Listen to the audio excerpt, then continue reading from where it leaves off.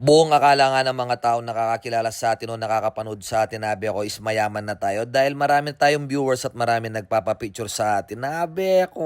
Huwag po kayong masyadong maniwala sa sabi-sabi, lalong-lalo na sa social media, abi ako, sa mga napapanood nyo, abi ako, hindi lahat pinapaniwalaan, abi ako.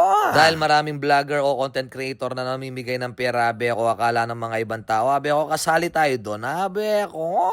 Kaya naman ang dami nagme-message sa akin ng mga anak na walang pambiling bigas, walang pambayad ng kuryente, at hindi lang yun, abe ako, kapag nangingi sila, abe ako, birthday nila, may presyo pa, abe ako. Sa 3 taon ko sa pagiging content creator o vlogger, abe ako, wala pa po akong binlag na binigyan ko ng pera, abe ako. Dahil kapag nag-vlog ako, namigay ako ng pera o namigay akong kahit ano, abe ako, panigurado, maraming hihingi, abe ako, dahil kailangan tulungan ko muna yung sarili ko bago yung iba, abe ako. Ito po yung paraan para kumita ako, abe ako, ginagamit ko po yung social media, abe ako, para makapagbenta online, abe ako, dahil maraming nga dito sa online na maraming mag-o-order kapag nag-post ka, abe ko, kaya ginagamit ko po ito, abe ko. Nagpa-order nga pala ako ng tamales, sabi ko, yan nga pala yung mga napa-order natin, abe ko, umabot ng 50 pieces, sabi ko, nagkulang pa yan dahil ang pa-order natin, abe ko, is almost 60, abe ko, kaso yan lang ang kinaya ng gumagawa natin o nagluluto natin, abe ko. Kaya yung mga iba nag-order sila ng marami yan, abe ko, baka ibebenta rin nila, abe ko, yan nga pala, umorder sila ng 20 pieces, sabi ko, dito sa mababalakat dyan, abe ko. Dahil hindi ko na nga ma-deliver, abe ako, buti na lang yung nag-order, abe ako, siya na mismo yung nagpalalamove, abe ako, kaya anong pagkakuha nitong lalamove na to, abe ako, sabay na rin akong umalis papuntang Marky, abe ako, dahil i-deliver ko yung mga ibang order nila, abe ako. Kahit nga katirik-tirikan ng araw, abe ako, pero malulam naman yung panahon, abe ako, talagang sabayan pa rin, basta lumalaban tayo ng patas, abe ako. Pagdating ko nga pala sa Marky Mall, abe ako, naalala ko nung pandemic, abe ako, nung nasa Abu Dhabi ako, nagdi-deliver ako ng palabok sa loob ng mall, abe ako.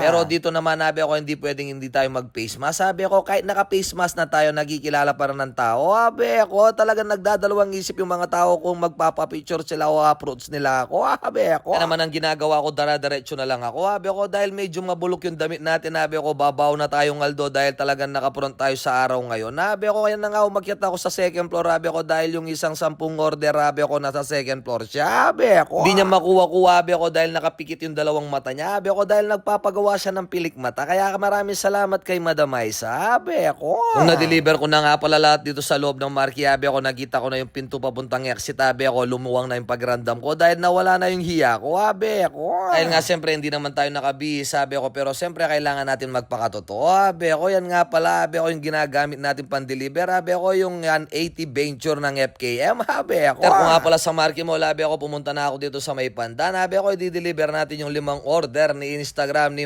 Joe Eric, abe ako, kaso ayaw niya magpa-video, kaya maraming salamat sa support kay Babso, yan, abe ako, Motovlog, abe ako, ingat po kayo palagi, God bless, thank you, bye! Ikaw ang tunay na Diyos. Ika'y walang